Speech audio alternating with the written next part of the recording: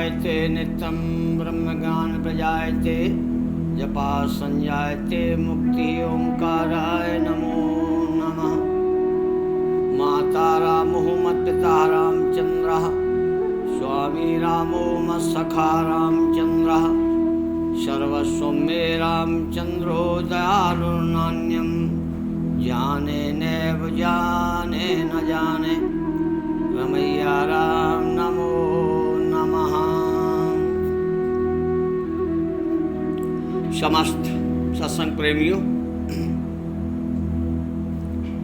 अभी तक आपने जाना जन्मोत्सव क्या है, फिर प्रकटोत्सव क्या है।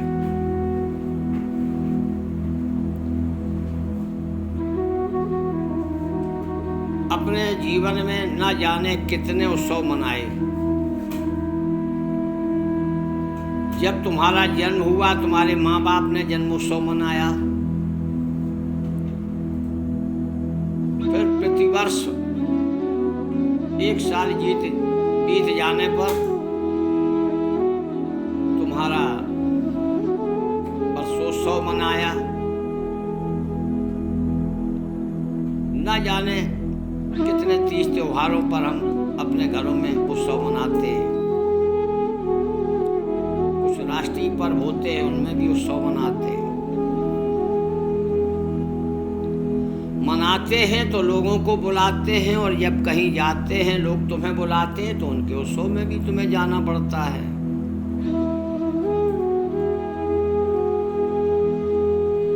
उत्सव मनाते मनाते कभी आपने एक बार भी सोचा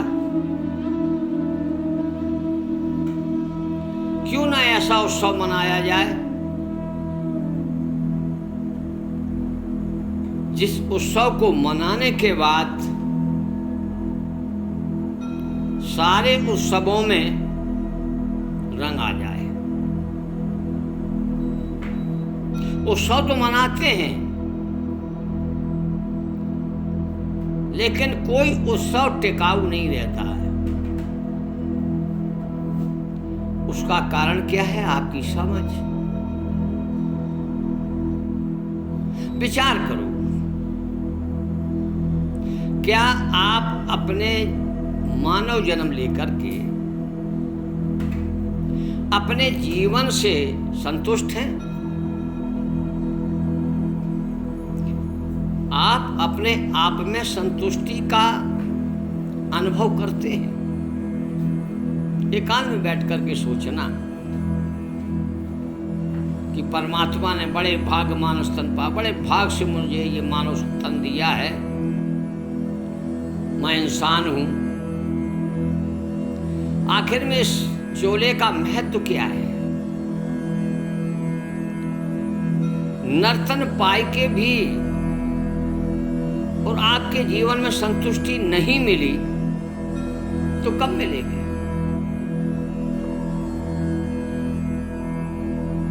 आज देखो हर जगह असंतुष्टि है और संतुष्टि को ढूंढ रहे हैं।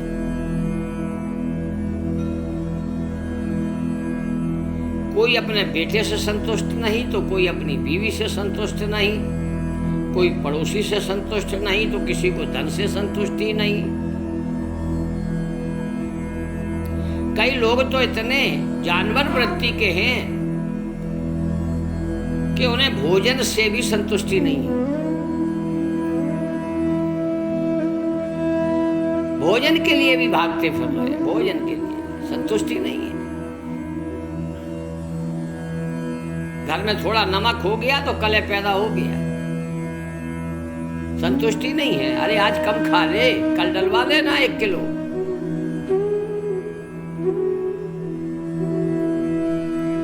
इधर उधर संतुष्टि के लिए घूम रहा है। लेकिन कभी विचार किया तुझे खुद में संतुष्टि है? क्या तू अपने जीवन में किए हुए कर्मों से संतुष्ट है? क्या तू अपनी सोच से संतुष्ट है? क्या जो तूने अपनी मेहनत से कमाई की है उस कमाई से संतुष्ट है?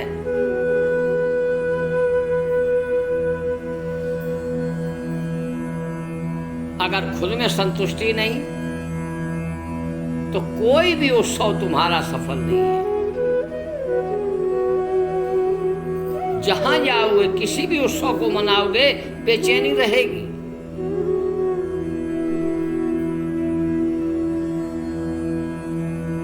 इसलिए जीवन में पहले सबसे बड़ा उत्सव तभी होगा जब तुम अपने आप में संतुष्ट हो जाओगे।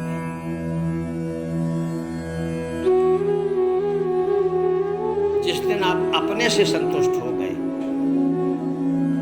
उसी दिन से आप हर एक से संतुष्टि का क्या एहसास होता है वो अनुभव होने लगेगा, एहसास होने लगेगा। अपने आप में विचार नहीं करते, इधर उधर ढूंढने में लगे हैं। अरे गैरों के उत्सव में मनाने से क्या लाभ है? जिस दिन तुम्हारे अंदर संतुष्टि आ जाएगी, क्योंकि संतुष्टि परमात्मा का एक गुण है। ज्यों-ज्यों हम सत्य के निकट जाते हैं वैसे वैसे सत्य के गुण हमारे में आने लगते हैं। लेकिन हम सत्य के निकट नहीं हैं, इसलिए हमारे अंदर सत्य के कोई लक्षण कोई गुण दिखाई नहीं देते। तो उत्सव कैसे मनेगा? क्योंकि आज खुद तो भ्रमित है, लेकिन सद्गुरुओं ने भी बहुत भ्रमित कर रखा है। सद्गुरुओं का चक्कर छोड़ो, सत्य नाम का लो सहारा। जब तक सतनाम का सहारा नहीं मिलेगा ना तुम्हें कोई मंत्र बचा पाएगा ना तुम्हें कोई माला बचा पाएगी। जो धर्म के ठेकेदार ठेका लेते हैं, अरे तुम्हें बेवकूफ बना करके अपना खजाना भर रहे हैं। कोई वेदों का सहारा लेके, कोई भागवत का सहारा लेके, कोई गीता का सहारा लेके, कोई अवतारवाद में फंसा है, कोई ज्ञान मार्ग में, कोई भक्ति मार्ग में, कोई प्रेमानंद को बताता है, कोई परमानंद को बताता है, कोई अखंडानंद को बताता है। ना जाने कितने रास्ते हैं। विचार करो, कितने प्रेमानंदियों से आप मिल चुके हैं। तुम्हें प्रेमानंद की प्राप्ति हुई? कितनी मंत्र माला जपे हैं, कितने तीर्थ व्रत किए, कितने परिक्रमा किए, क्या तुम्हारे जीवन में ठहराव आया? कितने सद्गुरुओं के प्रवचन सुने, कितने बड़े बड़े पंडाल, करोड़ों रुपया खर्च होता है। समस्त श्रोताओं से पूछना चाहता हूं, क्या तुम संतुष्ट हुए? कोई संतुष्ट नहीं। जब संतुष्टि नहीं तो उत्सव कैसे मनेगा? क्योंकि तुम संतुष्टि के किनारे ही नहीं गए। जहां तुम्हें दया, प्रेम, आनंद भरपूर मिले, सुख सुविधाएं तुम्हें भरपूर मिले, ऐसा सागर तुमने आज तक देखा ही नहीं, सुना ही नहीं, समझा ही नहीं। सब जगह अधूरापन, अधूरापन, अधूरापन। घर परिवार से निर्णय करके देख लो, बच्चे भी हैं, बहुएं भी हैं, नाती नाता भी हैं, फिर भी संतुष्ट हो क्या? क्या एक पल तुम्हें चैन है?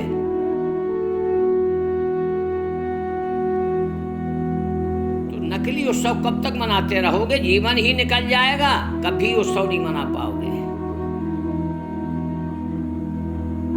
इसलिए सत्य वचन सीधी बात मैं कहता हूं, बुरा लगे तो जाने देना, अच्छा लगे तो अपना लेना। जिसकी खोज तुम बाहर कर रहे हो ना, वो बाहर नहीं मिलेगी। जो भी वस्तु तुम चाहते हो, सब खजाना तुम्हारे अंदर है। धन भी तुम्हारे अंदर, दया भी तुम्हारे अंदर, प्रेम भी तुम्हारे अंदर। भाग्य बनाना, भाग्य बिगाड़ना, ये भी तुम्हारे हाथ का काम है। इसमें कोई देवी देवता तुम्हारा काम नहीं करता है, ये भ्रम है। पंडित जी आ जाएंगे, हवन यज्ञ करा लेंगे, कुंडली का जाप करा लेंगे, मृत्युंजय करा लेंगे, काल सर्प दोष हट जाएगा, नासिक चले जाएंगे। ये सब भ्रम है। फंसते रहोगे और मरते रहोगे, चिल्लाते रहोगे, कोई छुड़ाने वाला नहीं है, क्योंकि सभी बंधन में बंधे हुए। तुम्हें निर्बंध वही कर सकता है जो निर्बंध हो। परमात्मा के लिए किसी मार्ग की जरूरत नहीं, किसी साधन की जरूरत नहीं है, किसी स्थान विशेष की जरूरत नहीं है, किसी मंत्र की जरूरत नहीं है। परमात्मा मंत्र का गुलाम नहीं है।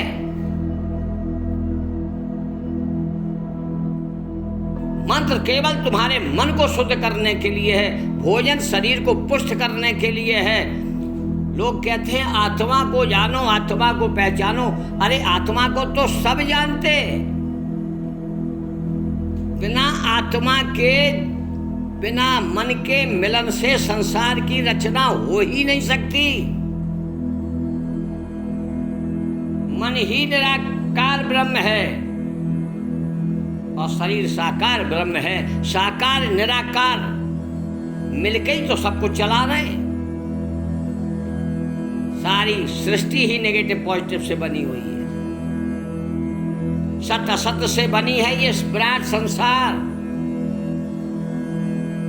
इस संसार की विराटता, इसमें दोनों रूप झलकते हैं, साकार और निराकार। आप समझ नहीं रहे हो, आपको फंसा दिया जाता है। साकार परमात्मा कोई और है, निराकार परमात्मा कोई और है। अरे उस सत परमात्मा के ही ये दोनों पुत्र हैं, साकार और निराकार। ये दोनों मिलकर इन्हें काम सौंपा गया है। इन दोनों ने मिलकर के 3 गुणों को पैदा किया है, जिन्हें हम ब्रह्मा विष्णु महेश के रूप में देखते हैं। हर गुण ने आकर के अपना रूप साकारी बना करके और इस संसार में धर्म की जय हो, अधर्म का नाश हो का नारा दिया। लेकिन कोई भी अवतार अपने काम को पूरा कर पाया? करते करते थक गए, लेकिन हर जीवों की समझ में नहीं आया। जिन्होंने कृष्ण को समझा, बालकों ने बाल रूप में समझा तो बालकों को बाल रूप में दर्शन हुए, बाल रूप में आनंद दिया। वयस्कों ने वयस्क रूप में समझा है तो उस रूप में आनंद दिया। और जिसने वैर भाव से समझा है, उस भाव से उन्होंने उनको जो है अपना दर्शन दिया। कंस को तो काल के समान लगते थे और गोपियों को आकर्षण, मनमोहक। तो जिसका जैसा भाव रहा, ठीक उसी प्रकार आज भी अनंत आत्माएं हैं। ये रामकृष्ण महान आत्माएं हैं। ये महान आत्माएं संसार को, धर्म को बढ़ाने के लिए, अधर्म को नाश करने के लिए आते हैं, क्योंकि सभी स्वरूप में एक है। जो ब्रह्मा है वही तुम हो। हर व्यक्ति के अंदर 3 गुण होते हैं, सत्व रज तम। माँ जब बच्चे को दूध पिलाती है तो विष्णु का काम करती है। बच्चे का लालन पालन करना, ये सब 9 महीने अपने घर में रखती है तो ब्रह्मा का काम करती है। अपने उदर में रख के उसको बनाती है, बनता है। और जब ऊधम करता है तो डांटती है तो शिव का काम करती है, सब गुण का काम करती है, बढ़ाने के लिए, उसे बनाने के लिए। 3 गुण हर एक में समाये थे। जब तक हम अपने आप को नहीं जानेंगे, सृष्टि के बारे में नहीं जानेंगे, समस्त ब्रह्मांड के आप बीज हो। जैसे एक बड़का पेड़ है, उसका बीज का एक दाना देखने में कितना सूक्ष्म होता है, लेकिन यदि उसका संयोग 5 तत्वों के साथ हो जाता है तो विराट वृक्ष बन जाता है। इतना विराट वृक्ष उस छोटे से बीज में छुपा हुआ है। ऐसे ही एक बिंदु में पूरा ये संसार बना हुआ है, एक बिंदु से ये संसार बना हुआ है। तो आप संसार का चिंतन करते करते सांसारिक उत्सव मना रहे हो, जीवन व्यर्थ जा रहा है। सत से जुड़ो, सत्य ही तुम्हें पार लगाएगा। कोई आत्मा की चर्चा कर रहा है, कोई ब्रह्मर्षि बन रहा है, मैं ब्रह्म हूं। अरे तू ही ब्रह्म है तो रचना कर नहीं।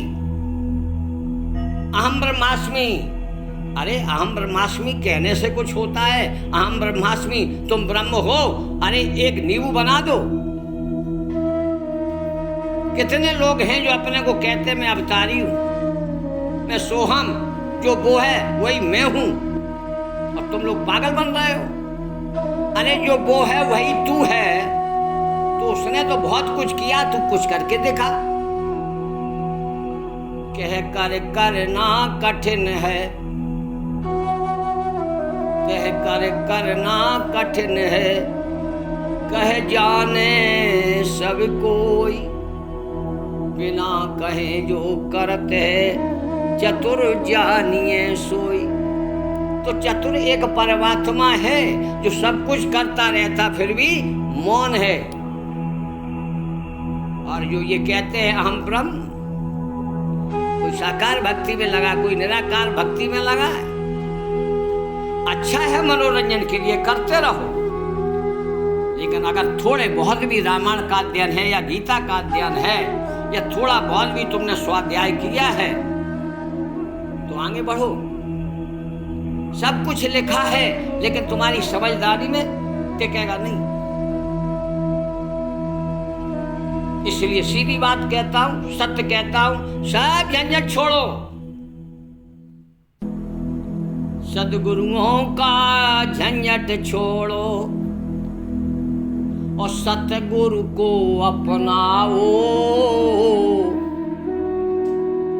वही तुम्हारा जन्म का दाता, उसका ही उत्सव मनाओ। वही तुम्हारा जन्म का दाता, उत्सव उसी का मनाओ। जिस दिन तुम सब छोड़ के जो कुछ अब तक सीखा हो, चाहे तुम्हें वेद कंठस्थ हो, गीता कंठस्थ हो, रामायण कंठस्थ हो, ये अहंकार तो आएगा, लेकिन तुम सत्य से बहुत दूर हो, परमात्मा से बहुत दूर हो। जिन्हें तुम अपना भगवान मानते हो, ये संचालक हैं सृष्टि को चलाने वाले। जैसे देश का एक नेता होता है, प्रधानमंत्री, सारे देश को जो है कंट्रोल में रखता है, वैसे ये देवता पूरे ब्रह्मांड को संतुलित रखते हैं, चलाते हैं। और इन देवताओं को चलाने वाले ऐसे न जाने कितने अनेकानेक ब्रह्मांड है। समस्त ब्रह्मांडों को जो चलाता है वो है परमात्मा। वही तुम्हें मुक्ति दिला सकता है, क्योंकि वो किसी के बंधन में नहीं, बाकी के सब बंधन में है।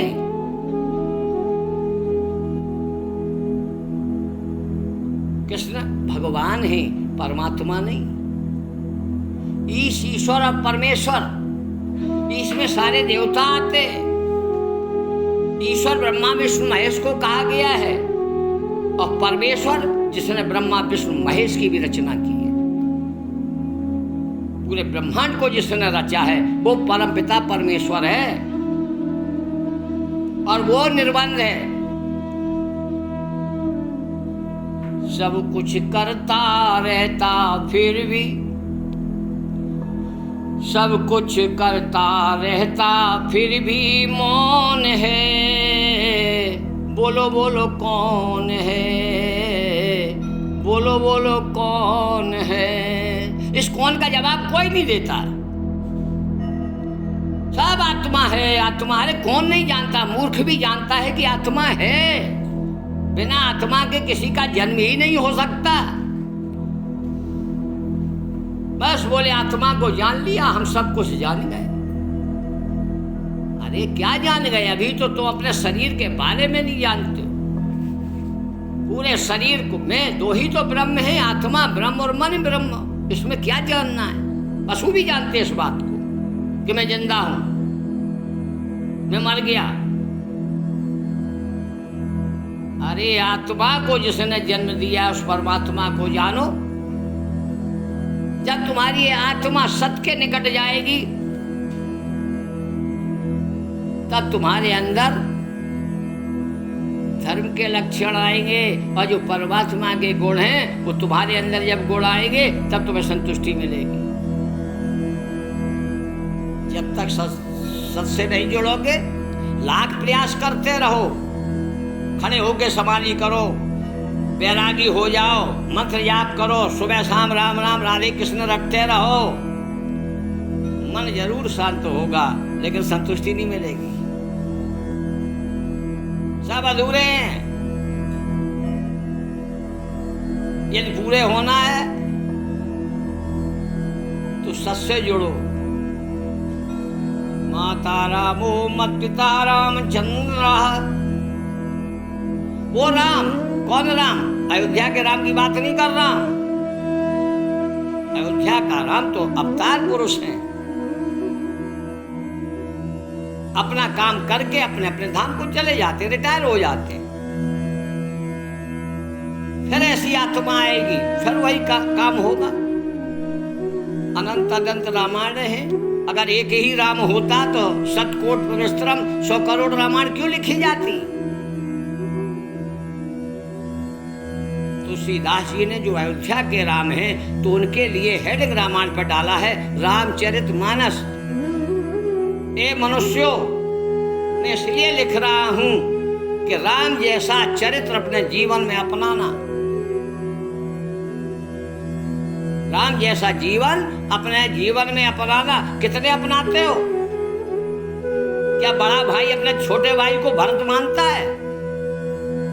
क्या भरत राम जी जैसा व्यवहार करता है? दो भाई हैं तो भी आपस में लड़ाई, चार है तो फिर और बड़ी लड़ाई। छोटी बड़ी लड़ाई हर घर में चल रही है और हर घर में घंटी बज रही है। श्री रामचंद्र कृपाल भजवन हरण भव भाई दारणम। अरे भाई, ये बेरुपियापन कब तक चलाओगे? इससे कुछ बनने बिगड़ने वाला नहीं है। ये बेरुपियापन छोड़ो, सच्चे रूप को पहचानो। आज भारत के प्रधानमंत्री देखो, इंडिया से भारत बना दिया। कितना महान काम किया, क्योंकि भारत से बना है। पूरे विश्व में नाम हो रहा है भारत। अरे थोड़ा सहयोग करो। सहयोग क्या करना है? अब तुम सब लोगों को भरत बनना है। भारत में रहने वाला हर व्यक्ति भरत हो। अगर हर व्यक्ति भरत होगा तो हर घर में राम होगा। जब हर घर में राम होगा तो पूरे विश्व में राम राज्य होगा। पूरे विश्व में राम राज्य होगा। यही है राम राज्य की कल्पना। एक जने से बाढ़ नहीं चलता। आप लोग, आज मेरा यही है कि सब लोग भरत बनने की कोशिश करो। बन जाओ भरत, और भारत को पूरा भारत बना दो। पूरे विश्व में राम राज्य कायम कर दो। ये सब तुम्हारा काम है। ऐसा करोगे परमात्मा तुम्हें स्वयं आकर के गोद में उठा लेगा। उसके लिए तुम्हें कोई प्रयास नहीं करना पड़ेगा। ये है उत्सव। जिस दिन तुम भरत बन जाओगे उसी दिन तुम्हारे जीवन का सही उत्सव मनेगा।